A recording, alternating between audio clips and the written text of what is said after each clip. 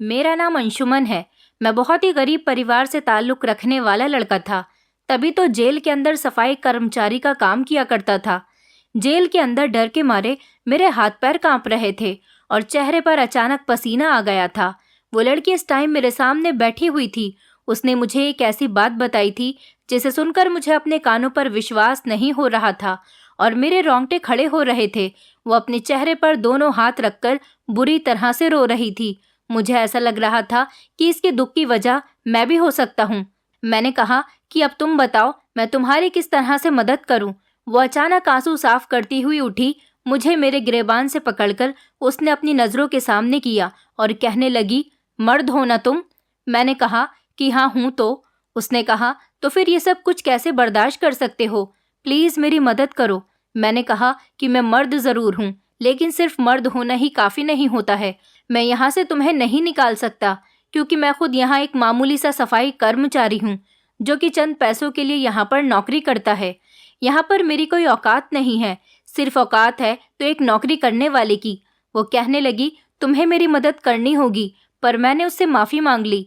लेकिन मुझे क्या पता था कि वो औरत दुखों की इतनी भरी हुई थी कि कोई भी गलत कदम उठाने को तैयार थी। मुझे लगा कि शायद वो सुसाइड कर लेगी, लेकिन उसने सुसाइड नहीं की, बल्कि उसने इस दुनिया की एक बहुत ही बड़ी हकीकत से जंग शुरू कर दी। और उसकी कहानी सुनाते हुए आज भी मैं हैरान हो रहा हूँ। उसने जो किया उसे देखकर तो मेरे रोंगटे खड़े हो गए थे। वो ये जंग जीत गई थी। उसका नाम साक्षी था। वो बहुत ज़्यादा खूबसूरत थी, बिल्कुल ऐसे कि जैसे एक मासूम सी कली होती है जिसको ज़माने ने खिलने नहीं दिया। खिलने से पहले ही उसकी ताजगी को ख़त्म कर दिया, क्योंकि उसके हाथों में हथकड़ियाँ थी और उसे जेल में लाया जा रहा था। मैं सेंट्रल जेल में सफाई कर्मचारी का काम करता था। ये औरतों की जेल थी। मेरी उम्र 22 साल थी। मुझे ये काम भी बड़ी मुश्किल से मिला था। मैं देखने में बहुत स्मार्ट था, लेकिन मेरी किस्मत इतनी ज़्यादा अच्छी नहीं थी और ना ही मेरी खूबसूरती का कोई भी फ़ायदा था। पर जैसे ही मैंने इस लड़की को देखा तो मेरा दिल इसी का होकर रह गया था, क्योंकि वो मेरी ही उम्र की थी और बहुत ज़्यादा खूबसूरत थी। वो नज़रें झुकाए हुए चलती आ रही थी। इसके लंबे लंबे बाल थे, कत्थई रंग की आंखें थीं और गोरा रंग था। आसपास की औरतें अपने अपने सेल में खड़ी हुई उसे देख रही थी। कोई उसे देखकर हैरान था तो कोई हंस रहा था, लेकिन कुछ औरतें उससे डर भी रही थी। मैंने बाद में जेल की एक औरत से पूछा कि ये क्या मैटर है, इतनी खूबसूरत लड़की को जेल में क्यों लाया गया है, वो भी इस तरह से जैसे किसी खतरनाक मुजरिम को लाया जाता है। आखिर इस लड़की ने ऐसा भी क्या किया है? ये लड़की तो देखने में बहुत मासूम लग रही है। इसे देखकर तो ऐसा लग रहा है जैसे ये कोई मक्खी भी नहीं मार सकती। वो औरत कहने लगी कि तो फिर तुम्हें क्या लगता है कि यहाँ पर सब लोग क्या मक्खियों को मारने के लिए आते हैं? मैंने कहा कि नहीं, मेरा मतलब ये नहीं था। उसने कहा कि औरत को कभी भी इग्नोर मत करना। औरत के हजारों रूप होते हैं और सारे ही रूप खतरनाक होते हैं। वो माँ होती है तब भी जिद्दी और इमोशनल होती है, पत्नी बनती है तो बहुत ज़्यादा शक्की बिहेवियर की बन जाती है, और दोस्त बनती है तो दोस्तों के लिए जान देने के लिए भी तैयार हो जाती है, और बेटी होती है तो ऐसे ऐसे कारनामे कर जाती है कि सारी दुनिया याद रखती है। इसने भी इसी तरह की एक बहुत बड़ी गलती कर दी थी, इसलिए तो इसे यहाँ लाया गया है। लेकिन इस लड़की की सज़ा सिर्फ इस जेल में आना ही नहीं है, बल्कि इसको तो अभी सज़ा दी जाएगी। इसकी सज़ा की शुरुआत तो अब होगी। उस औरत ने तो मुझे पूरी बात इस तरह से बताई जैसे वो इसके बारे में सब कुछ जानती है। मैंने कहा कि क्या मतलब है तुम्हारा? तुमने देखा नहीं कि वो कितनी खूबसूरत है? लेकिन वो सच में बहुत प्यारी है। उस औरत ने कहा कि बस फिर उसकी किस्मत बहुत ही ख़राब होने वाली है, क्योंकि यहाँ पर जो सबसे ज़्यादा खूबसूरत लड़की आती है वो सबसे ज़्यादा ही बदकिस्मत होती है। मेरी नौकरी यहाँ जेल में अभी अभी ही लगी थी, इसलिए मैं यहाँ के बारे में ज़्यादा कुछ तो नहीं जानता था, और ये भी नहीं जानता था कि ये क्या मैटर है। मैं इस जेल के बाथरूम और वॉशरूम वगैरह साफ़ किया करता था। वैसे तो मुझे सारी जेल को साफ़ करने का काम मिला था, लेकिन मेरे साथ और भी लोग मौजूद थे जो जेल के काम किया करते थे, और मैं नया था, इसलिए मेरी ड्यूटी बाथरूम और वॉशरूम को साफ़ करने के लिए लगा दी गई थी। मैं बहुत हैंडसम था और अभी तक मेरी शादी भी नहीं हुई थी, क्योंकि गरीब था इसीलिए अभी शादी नहीं करना चाहता था। अभी मैं अपने पहले हालात बेहतर कर लेना चाहता था। एक दिन मैं जेल का बाथरूम साफ़ करने लगा तो बाथरूम के अंदर मुझे एक लड़की के रोने की आवाज़ आ रही थी। शायद वो नहाने के लिए आई हुई थी। यहाँ पर सख्त पहरा था। कोई नहाने के बहाने या बाथरूम के बहाने से भाग नहीं सकता था। ये सेंट्रल जेल थी, कोई मजाक नहीं था। मैं पीछे हट गया और मैंने कहा कि मुझे नहीं पता कि आप यहाँ पर क्यों बैठी हुई हो, मुझे माफ़ कर दीजिए। उसने अभी नहाना शुरू नहीं किया था, बस वो बाथरूम में बैठकर ना जाने क्या क्या सोचकर रो रही थी। उसने कहा कि कोई बात नहीं, मैं बाथरूम से निकल जाती हूँ, तुम अपना काम कर लो। वो बाथरूम से निकलकर दरवाजे पर खड़ी हो गई थी। वो मुझे ठीक से दिखाई नहीं दे रही थी, लेकिन उसकी आवाज़ मुझे लगातार सुनाई दे रही थी। शायद वो रो रही थी। मैंने जब उसे रोते हुए सुना तो उससे कहा कि मैं बाथरूम बाद में साफ कर दूंगा, मुझे इतनी जल्दी नहीं है, पहले आप अपना काम कर लो। थोड़ी देर के बाद उसके मुंह से आहें निकलने लगी। मैंने कहा कि क्या हुआ है आपको? तो वो कहने लगी कि मैं बहुत तकलीफ में हूँ। मैंने कहा कि क्यों, ऐसा क्या हो गया है? उसने कहा कि मैं तुम्हें बताकर क्या करूँ, तुम आखिर क्या कर लोगे? मैंने कहा कि बस मैंने तो ऐसे ही पूछ लिया था, पता नहीं मैं भी क्यों आपसे ये सवाल पूछ बैठा। मैं हर किसी से तो ऐसा सवाल नहीं करता, लेकिन आप मुझे अच्छी लगी हो, इसलिए मैंने आपसे पूछ लिया कि आप क्यों रो रही हो। मुझे क्या, मैं तो यहाँ पर अपना काम करने के लिए आया था। अच्छा कोई बात नहीं, जाहिर सी बात है वो लड़की तो किसी को भी अच्छी लग सकती थी, क्योंकि वो बहुत ज़्यादा खूबसूरत लड़की थी। मैं पता नहीं क्यों वहाँ पर खड़ा हुआ था। उसका नाम साक्षी था। वो जेल में अभी कुछ दिनों पहले ही आई थी। मैं पता नहीं वहाँ पर क्यों खड़ा था और उसके सामने कंफ्यूज भी हो रहा था, और फिर वहाँ से मैं चला गया। रात के टाइम पर मैं बैठा हुआ था, तभी अचानक मुझे हलचल महसूस हुई। मैं यहीं पर सोया करता था क्योंकि मेरा कोई घर नहीं था, और ये नौकरी मैंने इसीलिए की थी क्योंकि मुझे रहने के लिए जगह भी मिल रही थी और खाने के लिए खाना भी। मैंने देखा कि रात के टाइम पर किसी लड़की की चीखों की आवाज़ें गूंज रही थी। वो कोई लड़की थी और कह रही थी कि प्लीज़ मुझे छोड़ दो, मेरे साथ ऐसा मत करो, मुझे मत लेकर जाओ। मैंने सोचा कि शायद किसी को फांसी के लिए लेकर जाया जा रहा है, लेकिन आधी रात के टाइम पर तो किसी को फांसी नहीं दी जाती। लेकिन औरत को फांसी देने वाले बहुत कम केस इस जेल में होते थे, क्योंकि ऐसा तो कुछ नहीं था। लेकिन मेरे अंदर एक इंटरेस्ट सा जागने लगा था और मैं उस आवाज़ का पीछा करने लगा था। फिर मैंने फैसला किया कि मुझे देखना है कि ये आवाज़ कहाँ से आ रही है। थोड़ी देर के बाद मैं ये देखकर हैरान रह गया कि ये आवाज़ जेल के बड़े ऑफिसर के केबिन से आ रही थी। लेकिन इस टाइम तो ऑफिसर साहब अपने ड्यूटी पर होते थे। आज वो इस टाइम पर अपने केबिन में क्या कर रहे थे? और आवाज़ किसी लड़की के रोने और चिल्लाने की आ रही थी। वो लड़की बहुत सिसक सिसक कर रो रही थी। केबिन का दरवाज़ा भी अंदर से बंद था। आवाज़ से ही लग रहा था कि ये लड़की बहुत खूबसूरत है, क्योंकि आवाज़ भी खूबसूरत थी। मुझे लग रहा था कि ये आवाज़ साक्षी की है, क्योंकि आज मैंने उससे बातें की थी। लेकिन वो यहाँ पर कैसे हो सकती थी? वो तो इस टाइम अपनी सेल में होगी। फिलहाल मैं यहाँ से चला गया था, क्योंकि मैं यहाँ पर ज़्यादा जासूसी नहीं कर सकता था। सुबह हुई तो फिर से वो बाथरूम में बैठी हुई रो रही थी।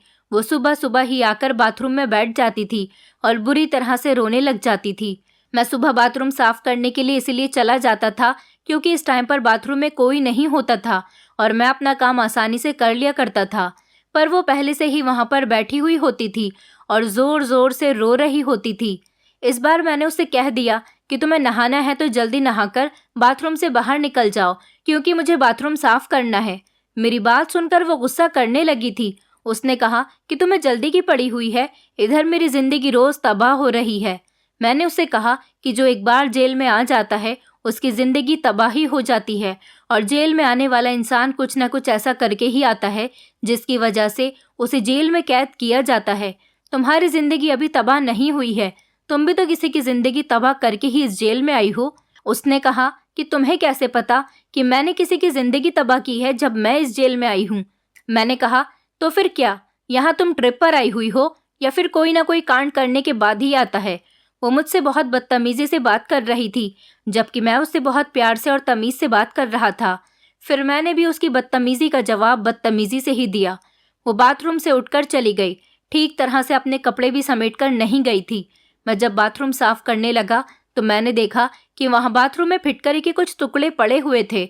शायद वो फिटकरी को इस्तेमाल करती थी, लेकिन फिटकरी का आखिर क्या कर रही थी? भला इसका इस्तेमाल भी किस तरह से किया जाता है?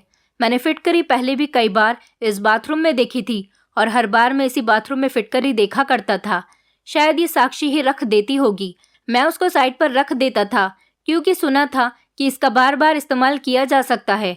और कभी कभी तो मुझसे कुछ औरतें पूछती थी कि तुम बाथरूम की सफाई करते हो तो फिटकरी निकाल कर क्यों नहीं फेंकते। मैं उनको बता देता था कि पहले से ही मुझे ये मिलती है। मुझे नहीं पता कि ये फिटकरी कौन रखता है। मुझे ये समझ नहीं आता कि फिटकरी का क्या इस्तेमाल किया जाता था। यहाँ पर किसी को भी बाहर की लाई हुई चीज़ें नहीं दी जाती थी। ये जेल थी, कोई ड्राइंग रूम या घर नहीं था। यहाँ अगर किसी के चोट लग जाती थी तो उसे इलाज के लिए भेजा नहीं जाता था, बल्कि उसके लिए डॉक्टर की पूरी टीम खुद जेल में जाकर उसका ट्रीटमेंट किया करती थी। जेल के अंदर ही एक हिस्सा बनाया गया था जहाँ पर जेल के कैदियों का इलाज किया जाता था। लेकिन फिटकरी का आखिर क्या किया जाता था और ये फिटकरी बाथरूम में कौन रखता था? मैं साक्षी का भी डायरेक्ट नाम नहीं ले सकता था, क्योंकि जेल में तो काफ़ी सारी औरतें और लड़कियां थीं। मैं आते जाते साक्षी को देखा करता था। वो भी अपनी बड़ी बड़ी और खूबसूरत आंखों से मुझे देख रही होती थी।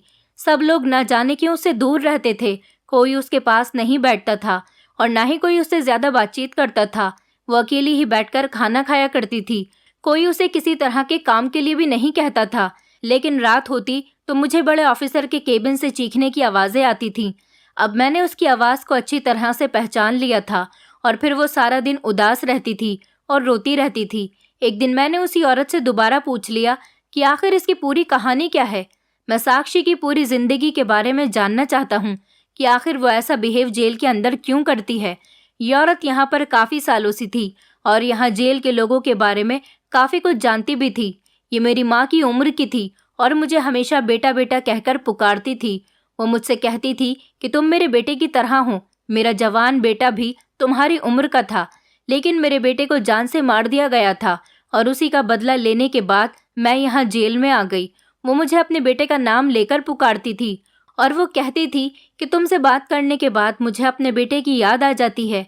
मेरा जेल में सारे लोगों के साथ बहुत अच्छा बिहेवियर रहता था, इसीलिए सारी औरतें और लड़कियां मुझसे अच्छी तरह से बातचीत करती थी। यहाँ तक कि जितने भी सफाई कर्मचारी मेरे साथ काम करते थे वो सब भी मेरे साथ अच्छा बिहेवियर रखते थे। ये औरत इस जेल की सबसे बूढ़ी कैदी थी। मैंने उससे पूछा कि ये साक्षी की क्या कहानी है, शायद उसकी स्टोरी के बारे में आपको पता हो। उसने आपको अपने बारे में सब कुछ बताया हो या फिर आप उसके बारे में सब कुछ पहले से ही जानती हूँ।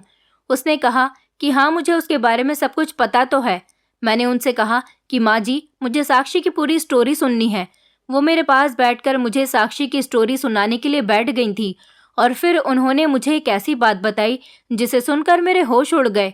उसकी पूरी कहानी सुनाने के बाद तो मुझे भी साक्षी से डर लगने लगा था। उन्होंने मुझे बताया कि साक्षी बहुत खूबसूरत, इंटेलिजेंट और बहुत कम उम्र की लड़की है और ये एक अच्छी फैमिली से बिलोंग करती थी।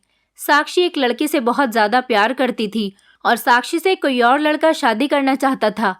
साक्षी ने उस लड़की की मोहब्बत को रिजेक्ट कर दिया था, लेकिन उस लड़के ने साक्षी से कहा कि मैं कभी तुम्हें किसी दूसरे लड़के से शादी करने नहीं दूंगा। पर साक्षी ने उस लड़की की बात को सीरियस नहीं लिया था। साक्षी ने सोचा कि शायद उस लड़की ने जो बात कही थी वो सिर्फ गुस्से में कह दी थी, वो इतनी बड़ी बात नहीं थी, ऐसा वैसा कुछ नहीं होगा। साक्षी की शादी उसकी पसंद के लड़के के साथ हो रही थी और शादी के लास्ट मोमेंट पर वो लड़का बहुत सारे लोगों को लेकर आ गया और उसने वहां पर आते ही साक्षी को किडनैप कर लिया और उसके पेरेंट्स और उसके होने वाले पति की गोली मारकर उनकी हत्या कर दी। मैंने कहा कि उस लड़के ने साक्षी को किडनैप कर लिया और उसके माता पिता की और उस लड़के की भी हत्या कर दी जिसके साथ उसकी शादी होने जा रही थी। तो किसी ने कोई एक्शन क्यों नहीं उठाया? हालांकि वहां पर बहुत सारे मेहमान होंगे और फिर इसमें तो साक्षी की कोई गलती नहीं थी। फिर साक्षी को जेल में क्यों डाल दिया गया? ये सुनकर तो मुझे बहुत अफसोस हुआ कि एक नई नवेली दुल्हन जिसकी शादी होने जा रही थी और उस बेचारी के पति और उसके माता पिता की हत्या कर दी गई। उस बेचारी के साथ इतना बड़ा हादसा हो गया था। जिससे वो प्यार करती थी वो भी इस दुनिया में नहीं रहा। जाहिर सी बात है, इंसान बहुत बड़ी तकलीफ से गुजर रहा होता है। उसने कहा कि वो लड़का साक्षी को अपने घर ले गया और वहाँ उसकी इज्जत के साथ खेलने के बाद उसने उसे छोड़ दिया। उस लड़के को भला कैसे सजा दी जाए, क्योंकि वो तो अभी इस दुनिया में ही नहीं रहा। मैंने कहा कि फिर उस लड़के के साथ ऐसा क्या हुआ? उन्होंने बताया कि उस लड़के को तो साक्षी ने मार दिया। साक्षी ने उसकी हत्या ही नहीं की बल्कि उसके साथ इतना गलत किया कि मैं भी तुम्हें बता नहीं सकती। लोगों के दिमाग से ये मैटर कभी नहीं निकलेगा। जब उस लड़की ने साक्षी की इज्जत के साथ खिलवाड़ करने के बाद और उसकी ज़िंदगी पूरी तरह से तबाह करने के बाद उसे छोड़ दिया, तो वो एक दिन रात के टाइम पर उस लड़के के घर चली गई। वो समझा कि यह हार मानकर अब मेरे पास आ गई है और अब वो खुद अपने मुँह से इससे शादी करने के लिए कहेगी। लेकिन साक्षी के इरादे तो बिल्कुल भी ठीक नहीं थे। तुम्हें नहीं पता बेटा, साक्षी ने उस लड़की का बहुत बुरा हाल किया, इसलिए तो यहाँ के सारे लोग उससे डरते हैं। तुम्हें नहीं पता, ये कम उम्र की लड़की बहुत ही चालाक है, क्योंकि अब इसको किसी बात का डर नहीं है। इसकी इज्जत भी जा चुकी है। पहले तो इस बेचारी की इज्जत खराब हो गई थी, लेकिन अब हर रोज वो अपने शरीर को किसी की हवस का निशाना बनाती है। मैंने कहा, लेकिन अब वो किसकी हवस का निशाना बनती है? उन्होंने बताया कि यहाँ पर बड़े ऑफिसर जो रात की ड्यूटी देते हैं, वो इस बेचारे की खूबसूरती का रोज फायदा उठाते हैं और सारी रात वो इसकी इज्जत के साथ खेलते हैं।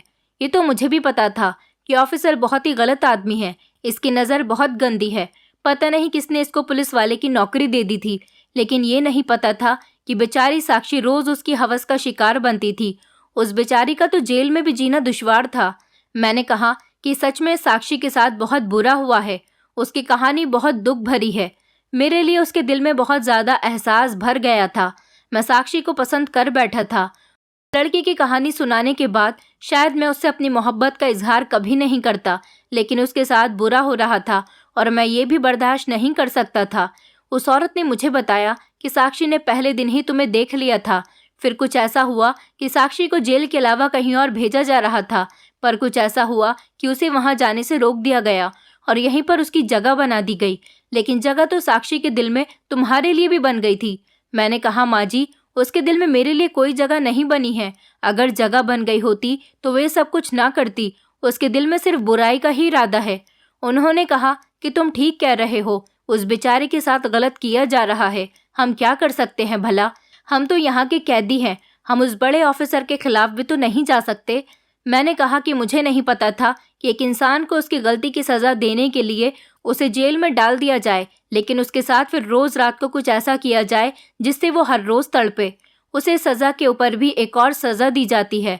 उन्होंने कहा कि ना जाने ऐसे कितने सारे जेल हैं जहाँ पर लड़कियों को अपनी हवस का शिकार बनाया जाता है। ये जेलों में कैद औरतें दो लोगों के लिए आसान शिकार होती हैं। इनके आगे पीछे कोई नहीं होता, इसलिए इन्हें खामोशी से ही अपनी ज़िंदगी पर बात करनी पड़ जाती है। ये बेचारी पहले ही अपनी ज़िंदगी से तंग आकर यहाँ सज़ा काटने आई होती हैं और फिर यहाँ पर भी उन्हें डबल सज़ा दी जाती है। और मैं तो खुद प्रार्थना करती हूँ कि कोई भी जवान और खूबसूरत लड़की कभी जेल में ना आए। इससे अच्छा तो वो सुसाइड ही कर ले, कम से कम उसे सुकून तो मिल जाएगा। यहाँ पर तो आने वाले की ज़िंदगी और ज़्यादा बुरी हो जाती है। तुम्हें क्या बताऊँ बेटा, यहाँ पर हर जगह सिर्फ ज़ख्मी ही ज़ख्म है और इन ज़ख्मों को बर्दाश्त करती हुई ये औरतें हैं। इनके चेहरे ध्यान से देखो। इन्होंने कोई पाप किया होगा, कोई गलती की होगी, तभी तो ये यहाँ पर सज़ा काटने के लिए आई हैं। लेकिन जो ये सज़ा काट रही है तो ये तो इससे भी बड़ा अत्याचार है ना, कि इनके साथ और ज़्यादा कुछ बुरा किया जाए। ये तो पहले ही अपनी सज़ा भुगत रही है। ये बेगुनाह नहीं है, लेकिन यहाँ पर जो इनके साथ हो रहा है वो बहुत ही बुरा हो रहा है।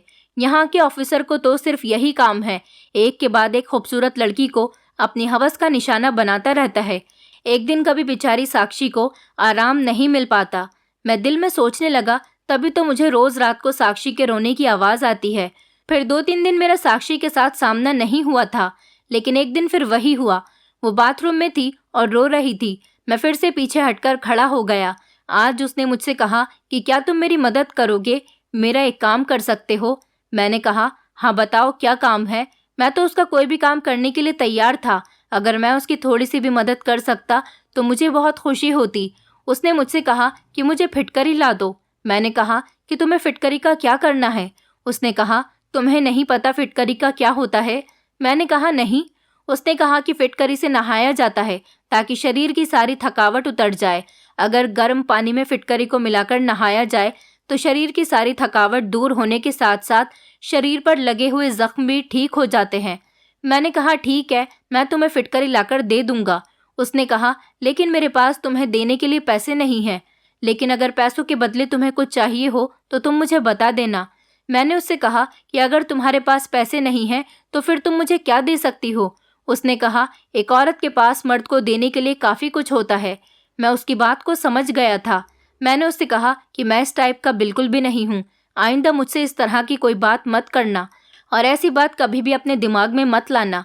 मैं तुम्हारे लिए अच्छी फीलिंग्स रखता हूँ, तुम मुझे सबकी तरह मत समझना। मैंने गुस्से में उसे ये बात कही थी और उसने अचानक मुझे हैरान होकर देखा था। वो मेरी आंखों में देख रही थी उस टाइम वो जिस तरह से कपड़ों में थी, उसका पूरा शरीर पानी में भीगा हुआ था। मैं भी उसकी तरफ देखना चाहता था, लेकिन उसका ऐसा हाल देखकर मैंने अपनी नज़रें चुरा ली थी, क्योंकि मुझे उससे मोहब्बत हो गई थी। उसके बारे में मैं अपने दिल में बुरी तरह का कोई ख्याल नहीं ला सकता था, और ना ही मैं उसके साथ कुछ बुरा करना चाहता था। उसे कोई तकलीफ भी नहीं देना चाहता था। मैं तो उसकी हेल्प करना चाहता था। मैंने उससे कहा कि पहले ही मोहब्बत ने तुम्हें बर्बाद कर दिया है। उसने मुझसे कहा कि मैं उससे मोहब्बत नहीं करती थी, और ना ही वो मुझसे मोहब्बत करता था। अगर वो मुझसे प्यार करता होता तो इस तरह से मेरी ज़िंदगी को बर्बाद नहीं करता। वो तो सिर्फ मुझे हासिल करना चाहता था, इसलिए ज़िद में आकर उसने मेरे साथ इतना बड़ा अत्याचार कर दिया। मैंने कहा, हाँ, मैंने तुम्हारी पूरी कहानी सुनी है। तुम फिक्र मत करो, मैं ज़्यादा तो कुछ नहीं कर सकता, लेकिन जो चीज़ तुम्हें चाहिए मैं तुम्हें लाकर दे सकता हूँ। कल को ही मैं तुम्हें तुम्हारी चीज़ लाकर दे दूँगा। मैं बाज़ार से उसके लिए फिटकरी लेकर आया तो उसने कहा, ये तो बहुत कम है, मुझे और चाहिए। मैंने कहा कि दुकान वाला तो कह रहा था कि इसका एक टुकड़ा ही काफ़ी होता है, तुम इतनी ढेर सारी फिटकरी का आखिर क्या करोगी। उसने कहा कि बस तुम मुझे फिटकरी लाकर दे दो। अगर तुम मेरी हेल्प नहीं कर सकते थे तो पहले ही बता देते। वो फिर से गुस्सा हो गई थी। हर बात पर वो बहुत जल्दी गुस्सा हो जाती थी। जाहिर सी बात है, उसकी हालत ही ऐसी थी। मैं उसकी कंडीशन समझ सकता था। मैंने उससे कहा, चलो ठीक है, मैं तुम्हें और फिटकरी लाकर दे दूंगा। और अगले दिन मैं उसके लिए ढेर सारी फिटकरी लेकर आया। वो फिटकरी देखकर बहुत खुश हो गई थी। यहाँ पर शायद साक्षी के अलावा और कोई फिटकरी का इस्तेमाल नहीं करता था। साक्षी ने बहुत ही ज़्यादा क्वांटिटी में फिटकरी मंगवाई थी। पता नहीं ये फिटकरी के साथ ऐसा क्या करना चाहती थी। मैंने देखा था कि बड़े ऑफिसर साहब आजकल बहुत खुश नज़र आ रहे थे और सारा दिन बड़ी एनर्जी में रहते थे। किसी के साथ गलत काम करके, उसकी ज़िंदगी को बर्बाद करके ये इंसान कितना खुश और आराम से था।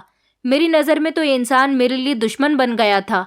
कभी कभी मेरा मन करता था कि ये जो मेरे हाथ में झाड़ू है, इसको मैं इसके सर पर दे मारूं, बल्कि मैं इसको जान से मार दूं और इस दुनिया से ही गायब कर दूं, ताकि ये कमीना कभी भी फिर किसी लड़की की इज्जत के साथ इस तरह से खिलवाड़ न करे। साक्षी से मुझे बहुत ज़्यादा प्यार होने लगा था। मैं जितना उससे दूर होने की कोशिश करता था, वो इतना ही मेरे दिल के करीब आ रही थी। मुझे उससे बहुत मोहब्बत हो गई थी और अब मेरी ये मोहब्बत बहुत पक्की होती जा रही थी। मैं चिल्ला चिल्ला कर सबको बताना चाहता था कि मैं साक्षी से प्यार करता हूँ।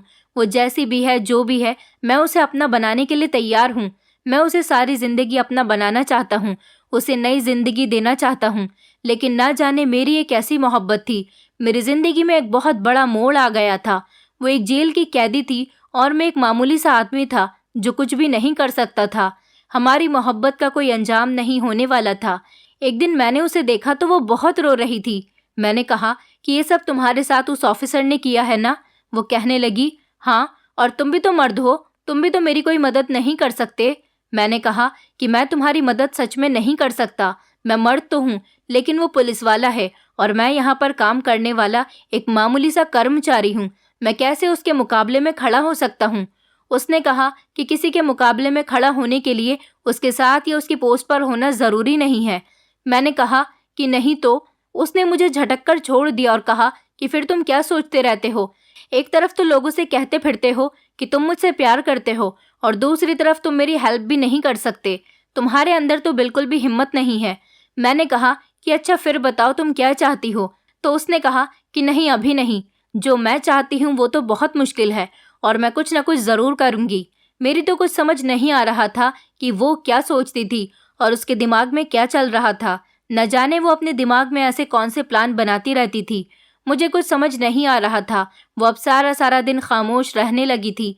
अभी तक उसने किसी से बात तक नहीं की थी। कभी कभी उसकी बात माँ जी से हो जाती थी और वो भी मुझे बताती थी कि तुमने मुझसे कहा था कि तुम्हें साक्षी अच्छी लगती है। मेरे अलावा शायद तुमने किसी और से भी ये बात कही है। ये बात साक्षी तक पहुंच गई है।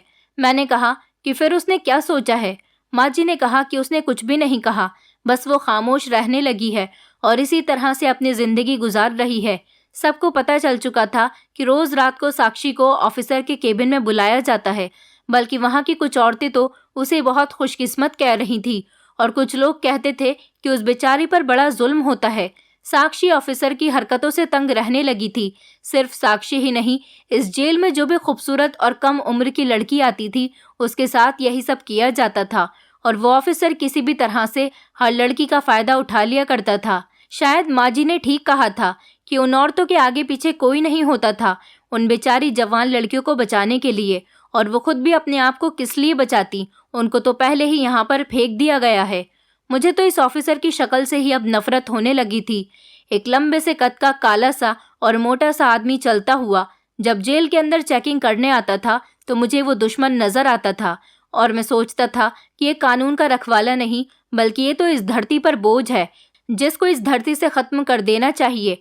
और सबसे ज्यादा परेशान मैं इस बात से था कि जिस लड़की से मैं प्यार करता हूँ वो उसी की इज्जत के साथ खेल रहा था। दिन रात में जलता रहता था, सोचता रहता था कि मैं क्या करूं और किस तरह से साक्षी की मदद करूं। जब वो सुबह सुबह बाथरूम में नहाने के लिए आती और अपने साथ हुए अत्याचार पर बाथरूम में बैठकर आंसू बहाती थी तो मुझे उस पर बहुत अफसोस होता था। अब मैं उस बेचारी को और ज्यादा तकलीफ में नहीं देख सकता था। मैंने फैसला कर लिया था कि मैं कुछ ऐसा करके ही रहूंगा कि साक्षी इस जेल से भी रिहा हो जाए और इस ऑफिसर की काली करतूत भी सबके सामने खुलकर आ जाए। आज मैंने अपने दिल को बहुत पक्का किया और मुझे आज रात का इंतजार था। जब रात हुई तो आधे घंटे के बाद साक्षी को ऑफिसर के केबिन में बुलाया गया था। मैंने जेल के ही एक कर्मचारी से मोबाइल ले लिया था क्योंकि मेरे पास तो मोबाइल नहीं था। आज मुझे इस ऑफिसर के खिलाफ सबूत इकट्ठा करना था। वो साक्षी की इज्जत के साथ खेल रहा था। वो बेचारी चिल्ला रही थी। ये इंसान बहुत जालिम आदमी था। साक्षी की इज्जत के साथ खेलने के साथ साथ ये इंसान उसको मारता पीटता भी था और वो औरत को एक खिलौना समझ रहा था। मैं ये सब चोरी चुपके अपनी आंखों से देख रहा था क्योंकि खिड़की के दरवाजे पर पहले ही मैंने बंदोबस्त कर दिया था। मैं वहां पर खड़ा होकर मोबाइल से वीडियो रिकॉर्ड कर रहा था। सारी वीडियो मोबाइल में रिकॉर्ड हो गई थी। ऐसी वीडियो बनाते हुए मेरे हाथ पैर कांप रहे थे, लेकिन मैं इसके अलावा कुछ कर भी नहीं सकता था क्योंकि साक्षी को बचाने का मेरे पास एक यही तरीका था। वो बेचारी चीख रही थी, चिल्ला रही थी, लेकिन मैं बहुत मजबूर था। आज रात मैं उसे नहीं बचा सकता था और दिल में सोच रहा था कि बस साक्षी, आज रात सब कुछ बर्दाश्त कर लो, कल के बाद तुम्हारी जिंदगी पूरी तरह से बदलने वाली है। मुझे अपने अंजाम की कोई फिक्र नहीं थी क्योंकि मेरे आगे पीछे रोने वाला कोई नहीं था। अगले दिन मैंने जेल की बड़ी जेलर, जो कि एक औरत थी, उनको ये वीडियो दिखा दिया और मैंने उनसे कहा कि ऑफिसर साहब यहाँ पर ड्यूटी करने के बजाय खूबसूरत और कम उम्र की लड़कियों के साथ ये काम करते हैं। ये सब देखने के बाद तो पूरा पुलिस स्टाफ हिलकर रह गया था क्योंकि ये वीडियो मैंने जेल की एक औरत जेलर को दिखाई थी जो एक औरत की तकलीफ को अच्छी तरह से समझ सकती थी। मैं चाहता तो ये वीडियो लीक कर सकता था, लेकिन वीडियो में जो लड़की थी मैं उससे प्यार करता था। उसकी इज्जत के साथ पहले ही काफी खिलवाड़ हो चुका था। मैं अब और ज्यादा उसके शरीर की नुमाइश नहीं कर सकता था, इसलिए मैंने एक औरत को ही वीडियो दिखाने का ये फैसला किया था। जेलर मैडम ने मेरी बहुत मदद की थी। एक औरत की इज्जत की खातिर उन्होंने साक्षी को जेल से बाहर निकलवा दिया और तो और साक्षी के साथ जो कुछ भी किया गया था उसके बयान लिए गए। ऑफिसर को तो फांसी का हुक्म दे दिया गया था क्योंकि उसके लिए जेल में रहने की सजा काफी नहीं थी। उसकी नौकरी तो उससे पहले ही छिन चुकी थी, यहाँ तक कि अब उसकी जिंदगी भी उससे छीनने वाली थी। साक्षी को उम्मीद ही नहीं थी कि मैं उसका इस तरह से भी साथ दे सकता हूँ। जेल से रिहा होने के बाद मैंने भी वो सफाई कर्मचारी वाली नौकरी छोड़ दी थी। साक्षी ने मुझे बताया कि मैं पहले ही प्लानिंग कर चुकी थी कि मुझे क्या करना है इस ऑफिसर के साथ। उसने मुझे बताया कि तुम्हें याद है मैं तुमसे फिटकरी मंगाया करती थी। इन दिनों ऑफिसर के कमरे में मैं खुशी खुशी खुद ही जाने लगी थी, तभी तो वो इतना ज्यादा खुश रहने लगा था। उसे लगता था कि मुझे अपना शरीर उसके हवाले करने का खुद ही शौक जाग उठा है। मैं उसको बड़े प्यार से रोज पानी में फिटकरी मिलाकर दे रही थी। ज्यादा क्वांटिटी में पानी में फिटकरी मिलाकर पीने से उसकी मौत हो जाती, इसलिए मैं तुमसे फिटकरी मंगवाती थी। और जो रात भर मेरे साथ वो दरिंदा मेरे शरीर के साथ खेलता था, उससे मेरे शरीर में बहुत ज्यादा कमजोरी हो जाती थी। वो मुझे मारता पीटता था, मेरे साथ बहुत अत्याचार करता था, जिससे मेरे शरीर पर चोट के जख्म के निशान हो जाते थे। फिटकरी के पानी से नहाने से वो जख्म भी ठीक हो जाते थे और तो और उन जगहों में इन्फेक्शन भी नहीं होता था। फिटकरी बहुत सारे कामों में आती है। फिटकरी का ज्यादा सेवन करने से इंसान की मौत भी हो सकती है। अगर किसी को पानी में मिलाकर फिटकरी पीने के लिए रोज लगातार दी जाए तो वो डाइजेशन खराब होने की वजह से मर भी सकता है। मैं कुछ ऐसा ही करने वाली थी। ज्यादा क्वांटिटी में उसको पानी में मिलाकर अगर फिटकरी दे देती तो शायद वो कमीना आदमी मर जाता। मैं रोज धीरे धीरे अपने इस प्लान को कामयाब करना चाह रही थी, पर ऐसा नहीं हुआ शायद भगवान ने मुझे इस गलत काम से अब की बार रोक लिया था और तुमने मेरी मदद कर दी। सुबह जब मैं रोज बाथरूम में नहाने के लिए आती तो रात को मेरे साथ जो भी होता था उसके बारे में सोच सोच कर मैं रोती रहती थी और सोचती थी कि मैं कितने अच्छे परिवार से बिलोंग करती थी। एक इंसान ने मेरी जिंदगी को कितना बदल कर रख दिया, मेरी फैमिली को ख़त्म कर दिया। जिससे मैं प्यार करती थी उसे भी इस दुनिया में जीने नहीं दिया और खुद ने भी मेरे साथ बहुत बुरा किया। साक्षी ने बताया कि जिस लड़के ने उसके पेरेंट्स और उसके होने वाले पति की हत्या की थी, साक्षी ने उसे खिड़की से धक्का दे दिया था और ज्यादा ऊंचाई से गिरने की वजह से उसकी मौत हो गई थी। अब की बार भी साक्षी कुछ ऐसे ही बात करने जा रही थी। हो सकता था कि अगर साक्षी ऐसा कर लेती तो उसकी सच्चाई जेल में सब लोगों के सामने खुलकर आ जाती, तो अब की बार उसे सजाए मौत भी हो सकती थी। लेकिन भगवान भी चाहता था कि उसने बहुत सारी परेशानियां झेली हैं, अब वो कुछ खुशी के दिन भी देख ले। मैं साक्षी को बहुत दूर लेकर चला गया। साक्षी के साथ मैंने अपनी एक अलग दुनिया बसा ली। हम दोनों एक दूसरे के साथ बहुत खुश हैं और अपनी पुरानी इस कहानी को भूलना चाहते हैं। मैंने साक्षी को अपनी पत्नी बनाकर एक बहुत अच्छा काम किया। साक्षी मेरी जिंदगी में है तो मेरी जिंदगी भी बहुत आसान है। वो एक बहुत अच्छी हमसफर साबित हुई है और उसके साथ मेरी जिंदगी बहुत हंसी खुशी गुजर रही है। और भगवान की कृपा से हम दोनों पति पत्नी एक दूसरे के सुख दुख के साथी बन गए। हम दोनों ने शादी कर ली और जिस शहर में हम रहते हैं यहाँ पर हमें कोई नहीं जानता। मैं शुक्रिया अदा करना चाहता हूँ जेलर मैडम का, जिन्होंने हमारा इतना साथ दिया। दोस्तों, उम्मीद करती हूँ आपको हमारी कहानी पसंद आई होगी। कहानी पसंद आई है तो वीडियो को लाइक करें, चैनल पर नए हैं तो चैनल को सब्सक्राइब करें और हाँ, नोटिफिकेशन बेल को ज़रूर दबाएं ताकि अगली अपडेट सबसे पहले आपको मिले।